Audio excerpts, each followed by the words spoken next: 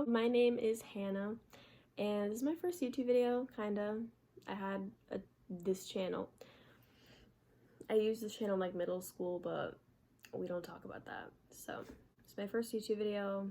It's been like 6 years since I've made a YouTube video, so hi, how are ya? I'm gonna be talking about indie movies that I like, because that's like my passion. I'm gonna talk about ones that like aren't ever really talked about on YouTube that much. It's ones that are like a little bit more underrated than like Lady Bird or Call Me by Your Name or something. No hate, those are some of my favorites, but everyone knows about those. So I'm gonna talk about I have a list. I'm gonna talk about some of my favorites that are more underrated. Some of these like you've probably heard of, like I know you've probably heard of some of these, but there's a lot on here that I never hear anyone talk about, so I'm gonna talk about them. So the first one I'm gonna talk about is one of my favorite movies of all time. It's called Dogtooth. It's a Greek movie. It's directed by Yorgos Lanthimos, and he made Killing of a Sacred Deer, The Lobster. You probably know that if you like any films. Yeah, Dogtooth. It's hard to explain. It's probably like the weirdest film I've ever seen, and like I wouldn't say it's like disturbing, but like if you think about it, the things that happen are like very, very dark. But yeah, it's about like these kids. They're not kids, they're like full-grown adults, and they live with their parents still, but their parents like don't tell them stuff. Like they keep them in this like stage of childhood kinda, and they like teach them fake words and all these things, and basically they're just like being secluded from the outside world. But yeah, it's really good. And it's in Greek, so if you don't like subtitles, you should probably go, because there's gonna be a few foreign films in here, because foreign films in general are better. Sorry. Yeah, so Dogtooth is really good. His other films are great too, but Dogtooth is my favorite by him for sure. The next film is a little bit more popular. It's called Raw. It used to be on Netflix, but now it's not. I don't know if it's streaming anywhere. I don't know where most of these are streaming, to be honest, sorry. But Raw, it's a French film. It's like kind of horror, but not. It's like about this girl who goes to college and she's a vegetarian, but she has to try meat for like this like college ritual thing, and now she's a cannibal, pretty much. So I mean, there's obviously more of a meaning behind that, but basically it's like a coming of age, but like also cannibalism. So it's really good though. Next, we're talking about Greener Grass. That's the most recent on this list. And Greener Grass, directed by 2 women, and they star in it as well. I think they wrote it. Don't quote me on that, but it's really good. It's like kind of like a long SNL skit in a way, but funnier. I don't really like comedies, but it's funny. It's like a kind of like a satire on suburbia, pretty much. Like there are these 2 suburban white moms, and everyone in their like little neighborhood like drives golf carts and stuff, and like I don't know, they all have braces. I know it's really funny, but that one's super underrated. That came out this past year. No one ever talks about it. It's so good though. One of my favorites. So good. The next one I want to talk about, these are in no order by the way. I'm going to talk about American Honey. American Honey is so good. It's probably the longest film on here, because I don't really like long films that much. I don't have that long of attention span. So, yeah, American Honey is really good. Also directed by a woman. So is Raw, too. A lot of these are going to be directed by women, because I like women directors. American Honey, Shia LaBeouf's in it. He's good. Yeah, it's about like this girl, and she like kind of goes on the road with like these traveling magazine sales people, and they're like all teenagers, and they're like traveling around. It's really good. It's on Netflix. I know that one's on Netflix because I paid for it, and then like the next week it was on Netflix. So that was directed by Andrea Arnold, my goddess. And the next film I'm talking about is also directed by her, called Fish Tank. That one is so good. It's about this teenage girl who starts like having an affair with her mom's boyfriend, and he's played by Michael Fassbender. Anyway, It's really good. She's like a dancer, but she's like not bad, but just kind of cringy. But it's a funny movie. It's like they're British and they have like really strong, weird accents. So that's kind of fun. It's really good. It's another like coming of age thing. I like coming of age and like dark stuff. So that's mainly what I'm gonna be talking about. Speaking of dark, the next one I'll talk about is the darkest one on here. It's really gory, so if you don't like gore, do not watch. It's called Martyrs. It's another French film. I don't even know how to explain it. It's basically about like this girl, she gets like tortured when she's little, and then I don't know how to explain it. There's like kind of two parts to the story. It's just really violent and gory, but it's good. But it's not for the faint of heart. But it's really, it's not scary at all, but it's just like really intense, I guess. I'm sorry, I keep looking at myself. Hello. Yeah, I need to look in the camera. Gonna go for a little change in pace. The next one I'm gonna talk about is Flower. This one, Zoe Deutsch is in it, and she's really good. A lot of people like, I don't know, this one's has pretty mixed opinions. Like, I feel like a lot of people don't like this movie, but for some reason I do. I don't know, it's another coming of age, but it's like kind of like a crime-ish thing. Basically, like, she tries to like stop this pedophile. So, but yeah, she's really good in it, and I like her clothes in it. I don't know. it's a really funny movie. I originally watched it because Lana Del Rey said she liked it, so, but I like it too.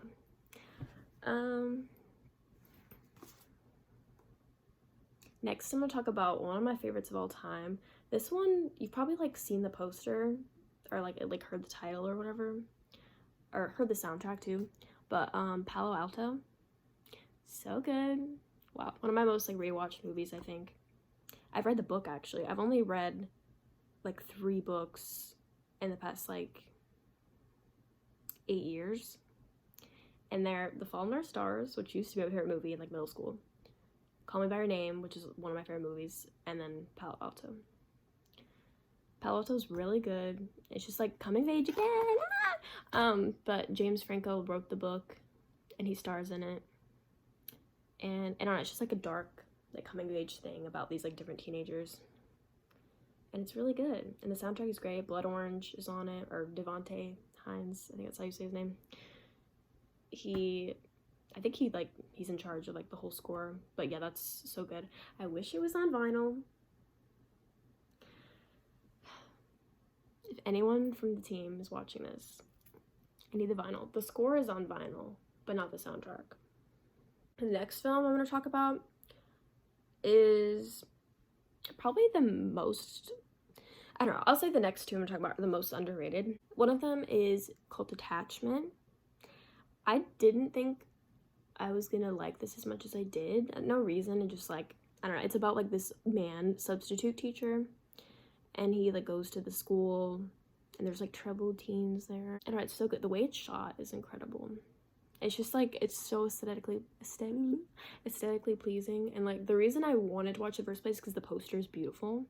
The one on Letterboxd, at least. Follow me on Letterboxd, by the way. It's HANSTN.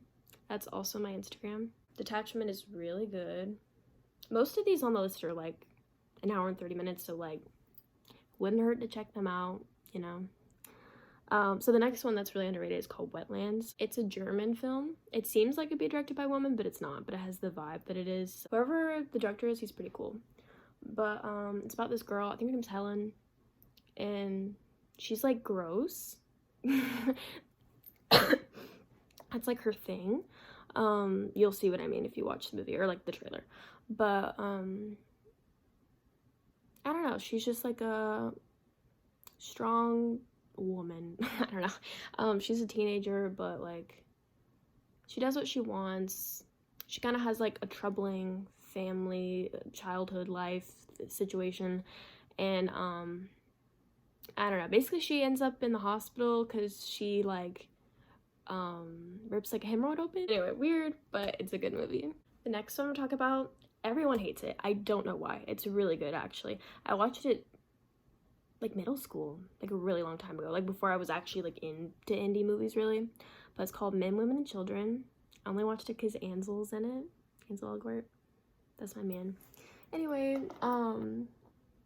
yeah, there's a pretty good cast. Like there's like an A-list cast in it, but it's like an independent movie, and a lot of people hate it. And it is kind of like pretentious, I guess, but oh well. It's good. It's like about technology and how, not Black Mirror-ish, but like kind of, because it shows like how it ruins people's lives, sort of, and like makes them kind of distance themselves from each other. There's a girl named Hannah in it. I think that's her name.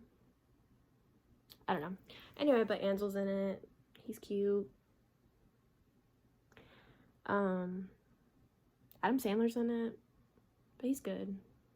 I don't know. The next one I'll talk about, Mommy. That's a good movie. That's a French movie. It's like French Canadian, but you know, still French. Yeah, it's about like this troubled teenager, and he has like anger issues. I don't know what his actual deal is. I don't know, but he gets really angry and violent, and it's just like his mom taking care of him or whatever. At first, like I wasn't so sure about it because like he's awful to his mom, but I don't know, it grew on me. And like the music in it's really good. Lana Del Rey, and credits. Best part. I'm sorry, I really keep looking at myself.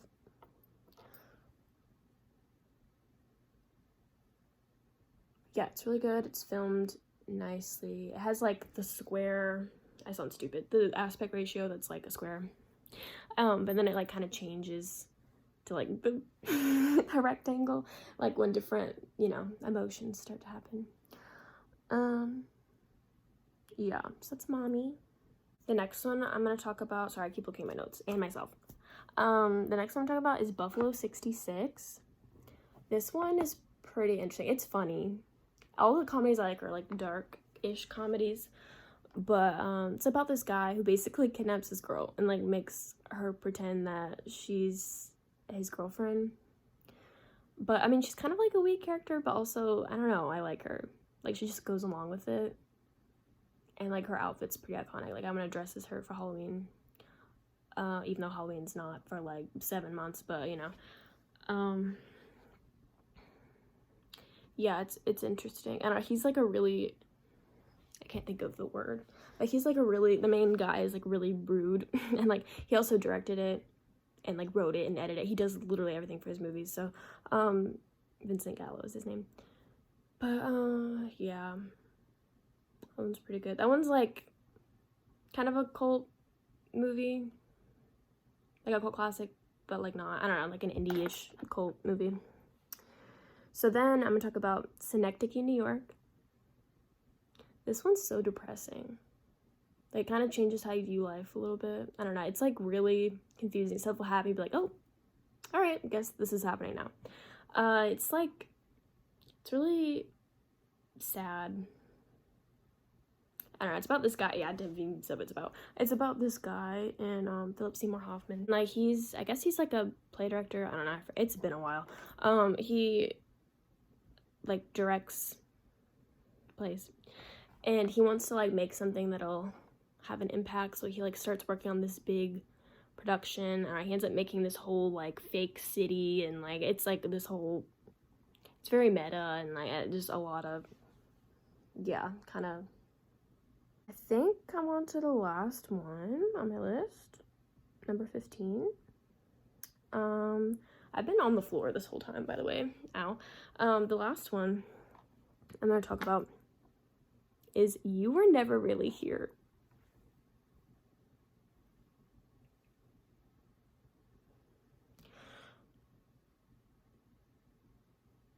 You Were Never Really Here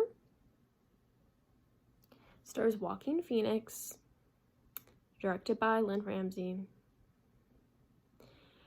It's like the most beautiful film I've ever seen. I think like when I first watched it, I was just stunned by how it just looks perfect. Like every shot is just so pretty, and like the sound design is really good. And the story, there's not like a ton to the plot. It's like basically about this guy who rescues children from like human trafficking, and the guy is Joaquin Phoenix. But he also has like PTSD, so there's like shots back to like, you know, flashbacks and stuff. it's just so beautiful.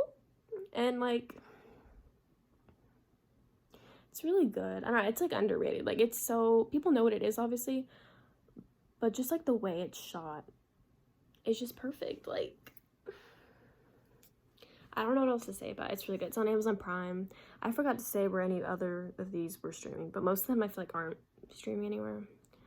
Let me think. Synecdoche, New York is on Netflix, I think.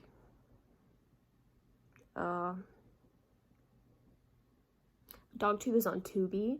If you haven't used Tubi, it's pretty cool. There's like a good amount of like good movies on there. Like I think Requiem for a Dream is still on there and like stuff like that. I don't know that, but most of the movies on Tubi are like really weird, like not in a good way. But Tubi, it's like for free and there's like some ads. But I mean, I don't get why all streaming can't be like that. Like, why is Hulu? Why does it cost money but still has ads?